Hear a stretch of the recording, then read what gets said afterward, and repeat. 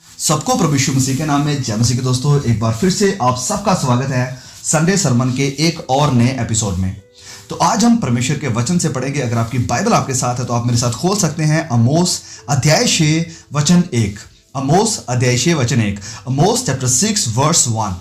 यहां पर लिखा है, हाय उन पर जो सयून में सुख से रहते हैं और उन पर जो सामरिया के पर्वत पर निश्चिंत रहते हैं। और उन पर जो सामरिया के पर्वत यानी पहाड़ों पर निश्चिंत यानी ट्रस्ट यानी भरोसा रखते हैं। तो आज के हमारे इस मैसेज का जो टॉपिक होगा वो है कि आपका भरोसा कहां पर है, आपका भरोसा या किसके ऊपर है।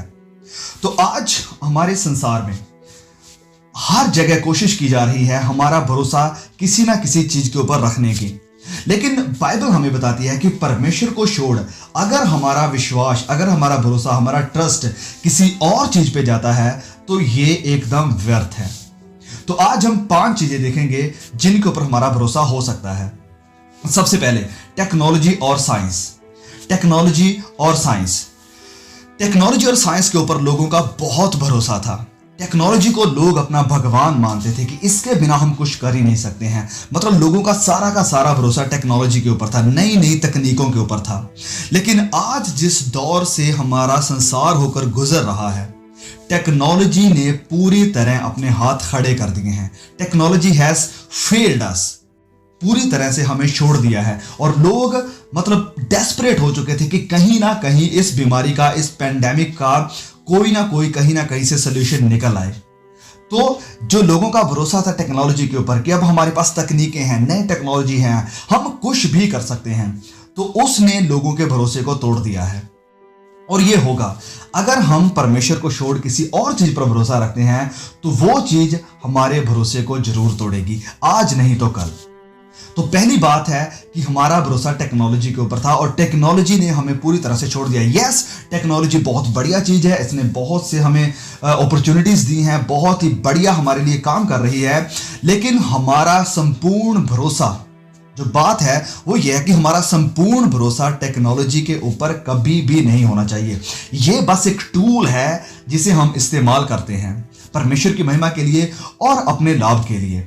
लेकिन हमारा भरोसा, हमारा ट्रस्ट पूरी तरह से कंप्लीटली इस टेक्नोलॉजी के ऊपर नहीं होना चाहिए। और दूसरी तरफ कुछ लोग हैं जो कहते हैं कि साइंस इज एवरीथिंग, कि साइंस ही हमारे लिए सब कुछ है, साइंस के पास हर चीज का जवाब है, साइंस हमारी हर प्रॉब्लम का सलूशन है। लेकिन ये बात भी झूठी हो चुकी है इन 7-8 महीनों के बीच, क्योंकि साइंस भी लोगों की मदद नहीं कर पाई। क्यों? क्योंकि साइंस भी इंसानों की बनाई हुई एक चीज है जिसे हम इस्तेमाल करते हैं और बहुत से साइंस के हम कह सकते हैं अपॉर्चुनिटीज दी हैं लोगों को, और साइंस का बहुत ही बड़ा उपयोग है हमारी जिंदगी में। लेकिन साइंस पर जो लोगों का भरोसा था वो टूट चुका था। और आज भी कई लोग हैं जो कहते हैं कि साइंस ही सब कुछ है और परमेश्वर, गॉड, ये सब कुछ मतलब कुछ नहीं है, ये कुछ नहीं है, सिर्फ साइंस ही सब कुछ है। लेकिन मैं आपको बताना चाहता हूं कि साइंस भी जो जिंदगी के बड़े अहम सवाल हैं उनका जवाब नहीं दे सकी है। आप किसी भी उस नास्तिक से पूछिए जो कहता है कि science is everything and God is nothing, जो मानते हैं कि साइंस सब कुछ है और परमेश्वर कुछ नहीं है, उनसे हम अगर पूछते हैं कि ये दुनिया कैसे बनी तो वो बोलते हैं बिग बैंग, एक बड़ा धमाका हुआ। तो अगर आप पूछते हैं कि वो धमाका या वो बिग बैंग वो कहां से हुआ, कैसे हुआ, वो चीज कहां से आई, तो उनके पास कोई जवाब नहीं है। और साइंटिस्ट बड़े बड़े कहते हैं कि हम उस लिंक को ढूंढ रहे हैं, लेकिन सच्चाई यह है कि उन्हें वो लिंक मिलने वाला नहीं है। और हम जानते हैं कि वो लिंक क्या है। वो परमेश्वर था जिसने सारे संसार को, सारी कायनात को बनाया। हम कैसे, जब हम अपने दांतों की जो गहराई है उसके बारे में पढ़ते हैं, देखते हैं कि कैसे परमेश्वर ने इसे लगाया है, कैसे परमेश्वर ने इसकी रचना की है, तो सचमुच हम हैरान हो जाते हैं कि कैसे ये एक बिग बैंग का प्रोडक्ट हो सकता है। हमारी आंखें, जब बच्चा गर्भ में पलता है, बढ़ता है, बनता है, ये सब हम कैसे कह सकते हैं कि it all has happened by chance, कि ये सब चांस के साथ हुआ है? नहीं, इसे कोई बनाने वाला है, कोई रचने वाला है। तो साइंस और टेक्नोलॉजी के ऊपर हमारा संपूर्ण भरोसा कभी नहीं होना चाहिए, क्योंकि ये सब की सब चीजें एक ना एक दिन हमें छोड़कर जाने वाली हैं। दूसरा, वेल्थ यानी संपत्ति, धन दौलत। पहला तीमुथियुस अध्याय 6 वचन 7 में जब हम पढ़ते हैं तो वहां पर पौलुस कहते हैं, ना हम जगत में कुछ लाए हैं और ना कुछ ले जा सकते हैं। आज बहुत से ऐसे लोग हैं जिनका संपूर्ण पूरा का पूरा भरोसा अपनी संपत्ति, अपनी धन दौलत और अपनी जॉब के ऊपर है कि यस मेरे पास पैसा है, मैं कुछ भी कर सकता हूं। अगर कोई प्रॉब्लम हो भी जाती है तो मेरे पास धन दौलत है, मेरे पास पैसा है, मैं कुछ भी कर सकता हूं, मैं कहीं भी जा सकता हूं, हर चीज मेरे लिए संभव है क्योंकि मैं बहुत धनी हूं, मेरे पास बहुत संपत्ति है। आज लोगों का भरोसा पैसे के ऊपर बहुत ज्यादा बढ़ चुका है। तो जब हम वचन में पढ़ते हैं, एक बार यीशु एक अमीर आदमी से कहते हैं, एक कहानी बताते हुए, लूका अध्याय 12 वचन 20 में जब हम इस कहानी के बारे में पढ़ते हैं तो वहां पर हमें देखने को मिलता है, हम इस वचन को पढ़ेंगे, लूका अध्याय 12 आयत 16 से लेकर 20 तक। Luke chapter 12 verse 16 to 20। यहां पर लिखा है, उसने उनसे एक दृष्टांत कहा, प्रभु यीशु ने, कि किसी धनवान की भूमि में बड़ी उपज हुई। तब वह अपने मन में विचार करने लगा, मैं क्या करूं, क्योंकि मेरे यहां जगह नहीं जहां अपनी उपज इत्यादि रखूं। और उसने कहा, मैं ये करूंगा, मैं अपनी बखारियां तोड़कर उनसे बड़ी बनाऊंगा और वहां अपना सब अन्न और संपत्ति रखूंगा और अपने प्राण से कहूंगा कि प्राण तेरे पास बहुत वर्षों के लिए बहुत संपत्ति रखी है, चैन कर, खा पी और सुख से रह। परंतु परमेश्वर ने उसे कहा, हे मूर्ख, इसी रात तेरा प्राण तुझसे ले लिया जाएगा। तो इस इंसान का संपूर्ण भरोसा अपनी संपत्ति, अपने धन दौलत और जो कुछ भी उसने इकट्ठा किया था उसके ऊपर हो गया था कि अब मुझे फिक्र करने की, मुझे चिंता करने की कोई जरूरत नहीं है क्योंकि मेरे पास अब सब कुछ है, मैं आराम से रह सकता हूं, सुख से जीवन गुजार सकता हूं। लेकिन बाइबल कहती है कि उसे कहा गया कि आज रात ही तेरा जीवन तुझसे ले लिया जाएगा। तो जिसको अब भरोसा था अपनी संपत्ति के ऊपर, जो उसे अपने खेत से इकट्ठा हुआ था, जो उसकी उपज हुई थी, ये सब कुछ उसे नहीं बचा सकी। उसकी जो मौत आने वाली थी उससे इस इंसान को नहीं बचा सकी। इसलिए हमारा भरोसा किस चीज के ऊपर है, यह बहुत ही मायने रखता है, क्योंकि इस इंसान का भरोसा अपनी वेल्थ के ऊपर, अपनी संपत्ति के ऊपर था। लेकिन वचन कहता है कि हे मूर्ख, आज रात तेरा प्राण तुझसे ले लिया जाएगा। तो ये संपत्ति, ये धन दौलत, ये उपज, ये तेरे लिए क्या करेगी? मत्ती अध्याय 16 वचन 26 में प्रभु यीशु कहते हैं कि मनुष्य को क्या लाभ होगा कि वह सारी दुनिया को कमा ले और अपनी जान का नुकसान करे और अपनी आत्मा को खो दे। अगर हम सारी दुनिया को भी कमा लेते हैं कि यस मेरे पास सब कुछ है, लेकिन अगर हमारा जो प्राण है, हमारी जो जान है, हमारी जो आत्मा है, अगर उसका उद्धार नहीं हुआ तो ये सब कमाया हुआ धन एकदम व्यर्थ है। जब हम भजन संहिता अध्याय 49 वर्स 6 और 7 से पढ़ते हैं तो वहां पर दाऊद लिखते हैं कि जो अपनी संपत्ति पर भरोसा रखते और अपने धन की बहुतायत पर फूलते हैं, उनमें से कोई अपने भाई को किसी भांति छुड़ा नहीं सकता है और ना परमेश्वर को उसके बदले प्रायश्चित में कुछ दे सकता है। कि उद्धार के लिए हम अपनी संपत्ति पर भरोसा नहीं रख सकते हैं क्योंकि ये संपत्ति, ये धन दौलत हमें उद्धार नहीं दे सकता है। अब मैं यहाँ एक बात कहना चाहता हूँ कि धन दौलत, संपत्ति होना, पैसा होना ये गलत नहीं है। परमेश्वर आपको दे सकता है, आपको इन सारी चीज़ों से ब्लेस कर सकते हैं, लेकिन सवाल ये है कि हमारा भरोसा किसके ऊपर है? हमारी धन दौलत के ऊपर कि यस अब मेरे पास पैसा है, अगर कोई मेरा एक्सीडेंट हो भी जाए तो मुझे कोई परवाह नहीं है, मैं पैसा लगाकर कुछ भी कर सकता हूं, या हमारा भरोसा परमेश्वर के ऊपर है कि यस परमेश्वर का हाथ मेरे ऊपर है और वह मेरी मदद के लिए तैयार है और मेरा भरोसा उसके ऊपर है क्योंकि वही मेरी ढाल, मेरी चट्टान है और वही मेरा ईमान है। धन दौलत संपत्ति गलत नहीं है, लेकिन कई बार मैं बताना चाहता हूं कि परमेश्वर हमें इसलिए ब्लेस करते हैं इन सारी आशीषों से ताकि वह देख सकें कि हमारा ध्यान कहां जाता है।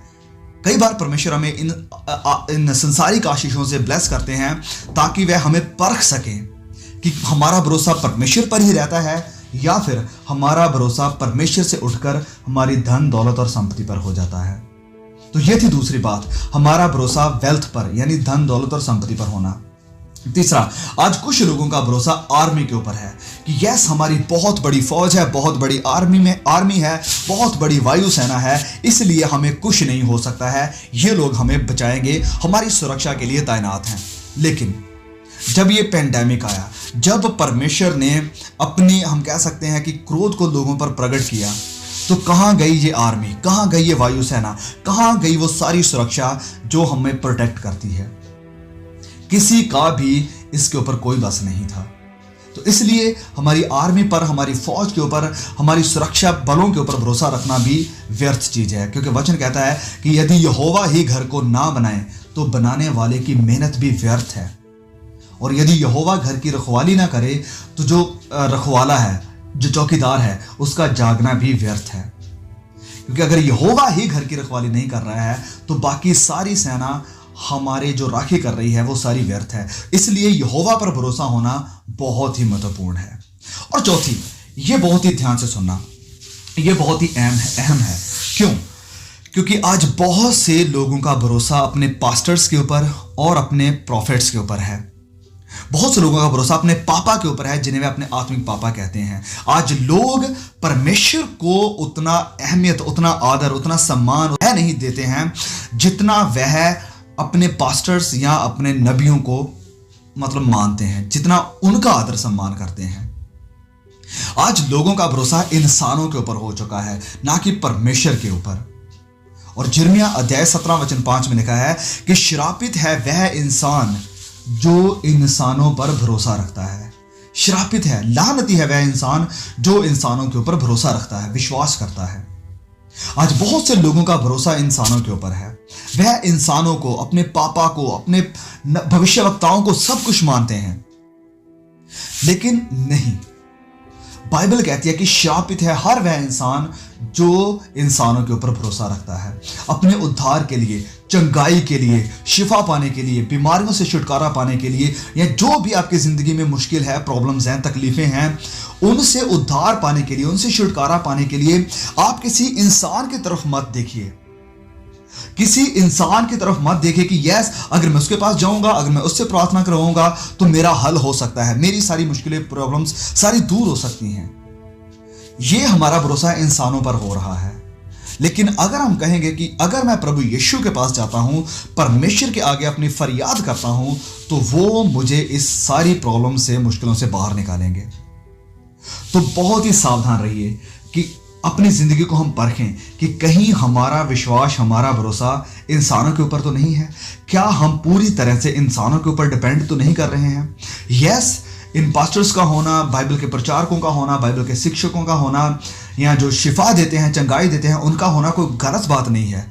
लेकिन जो प्रॉब्लम आती है बार बार, जैसे मैं कहा हूं कि टेक्नोलॉजी से भी हमें कोई प्रॉब्लम नहीं होनी चाहिए, वेल्थ, धन दौलत से भी, पास्टर से भी कोई प्रॉब्लम नहीं होनी चाहिए। लेकिन जो प्रॉब्लम बीच में आती है वो ये है कि क्या हमारा पूरा का पूरा भरोसा इन सब चीजों के ऊपर है या परमेश्वर के ऊपर है?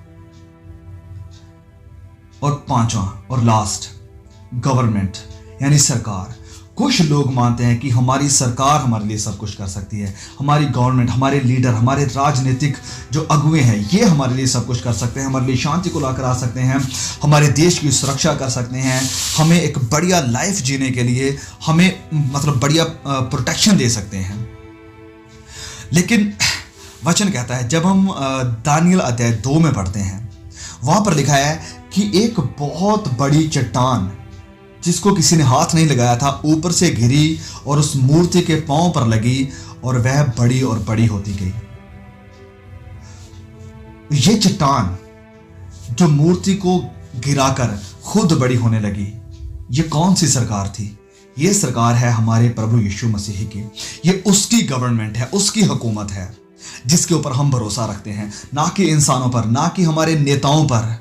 हमारा जो असली लीडर है वो एक राजा है, वो एक बादशाह है। हम हुकूमत के ऊपर नहीं, वरन हम एक राज्य के ऊपर भरोसा रखते हैं, जो हमारी मदद करेगा, जो हमें संपूर्ण शांति देगा और जो सदा की शांति को इस पृथ्वी के ऊपर स्थापित करेगा।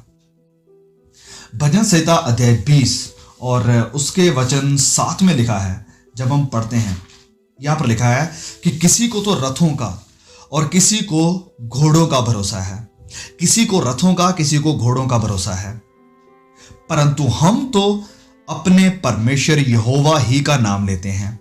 कुछ लोग नाम लेते हैं कि मेरा ये लीडर जो है वो मेरा पर्सनल है, वो मुझे जानता है, मेरा वाकिफ है। कुछ लोग अपने अपने जो भी उनके लीडर हैं, जहां कहीं भी उनका हम कह सकते हैं कि जान पहचान है, उनका नाम लेते हैं और उनके ऊपर भरोसा रखते हैं, उनके ऊपर घमंड करते हैं। लेकिन दाऊद कहता है कि हम तो अपने परमेश्वर यहोवा का ही नाम लेते हैं कि यस, ये सब लोग आपका भरोसा हो सकते हैं, ये सब लोग आपकी मदद हो सकते हैं, लेकिन हमारा भरोसा और हमारी मदद तो यहोवा परमेश्वर ही है। हमारा संपूर्ण भरोसा उसी के ऊपर है। एक अंतिम वचन पढ़ेंगे, यिर्मयाह अध्याय 17 वचन 7 से लेकर 8 तक। यिर्मयाह अध्याय 17 वचन 7 से लेकर 8 तक। बहुत ही बढ़िया वचन है, इसे ध्यान से देखिए। धन्य है वह पुरुष, धन्य है वह पुरुष जो यहोवा पर भरोसा रखता है, जिसने परमेश्वर को अपना आधार माना है। जिसने परमेश्वर को अपना आधार माना है, वह उस वृक्ष, उस पेड़ के समान होगा जो नदी के किनारे लगा हो और उसकी जड़ जल के पास फैली हो। जब धूप होगी तब उसको ना लगेगी, उसके पत्ते हरे भरे रहेंगे। ध्यान दीजिए इस बात पर, जब धूप होगी तो वह धूप उसको नहीं लगेगी, वरन उसके पत्ते हरे भरे रहेंगे। और सूखे वर्ष में भी, सूखे सालों में भी उनके विषय में कुछ चिंता ना होगी, क्योंकि वह तब भी फलता रहेगा। इस वचन को पढ़ के बहुत ही बढ़िया एक तसल्ली, एक हिम्मत मिलती है, क्योंकि बात ये नहीं है कि परमेश्वर में जब हम अपना जीवन गुजार रहे हैं, जब हमारा विश्वास प्रभु यीशु मसीह के ऊपर है, तो ऐसा नहीं है कि हमारी जिंदगी में मुश्किलें या मुसीबतें या धूप या सूखा नहीं आएगा। वचन में लिखा है कि धूप भी होगी तो उसके पत्ते हरे रहेंगे। अगर हमारी जिंदगी में प्रॉब्लम्स, टेम्पटेशंस, कोई भी कठिनाई भी होगी, तब भी हम विश्वास में बने रहेंगे, हम पॉजिटिव रहेंगे, हम हरे भरे रहेंगे कि नहीं, ये सारी तकलीफें, ये सारी जो प्रॉब्लम्स मेरा सामना कर रही हैं, ये कुछ भी नहीं है। मेरा भरोसा परमेश्वर के ऊपर है जो मुझे हिलने नहीं देगा, और इस कारण ये पेड़, मैं हरा भरा रहूंगा। और लिखा है कि सूखे वर्ष में भी उनके विषय में कुछ चिंता ना होगी, कि जब कुछ भी आसपास में दिखाई नहीं देगा, जब लगेगा कि अब हम क्या करें, ये दुनिया पूरी तरह से जब हिल जाएगी, तब भी हमें चिंता करने की जरूरत नहीं है। वाह, व्हाट अ वर्स, कितना बढ़िया कलाम है ये, कि सूखे वर्षों में भी, जब पूरी दुनिया सूख के साथ मर रही होगी, जब पूरी दुनिया फिक्र में होगी, चिंता में होगी कि सब क्या चल रहा है, कैसे होगा, क्या होगा, वचन कहता है कि उन्हें कुछ चिंता नहीं होगी, क्योंकि वह तब भी फलता रहेगा। उन्हें चिंता नहीं होगी और वह फलता रहेगा। दो बातें हैं कि प्रॉब्लम्स, मुश्किलों, कठिनाइयों के बीच भी, बीमारियों के बीच भी हम चिंता नहीं करेंगे। क्यों चिंता नहीं करेंगे? क्योंकि हमारा भरोसा यहोवा परमेश्वर के ऊपर है, और हम फलते रहेंगे, हम परमेश्वर की तारीफ करते रहेंगे, हम परमेश्वर की महिमा गाते रहेंगे, प्रभु यीशु के नाम की गवाही देते रहेंगे कि वही है हमें बचाने वाला, हमें उद्धार देने वाला।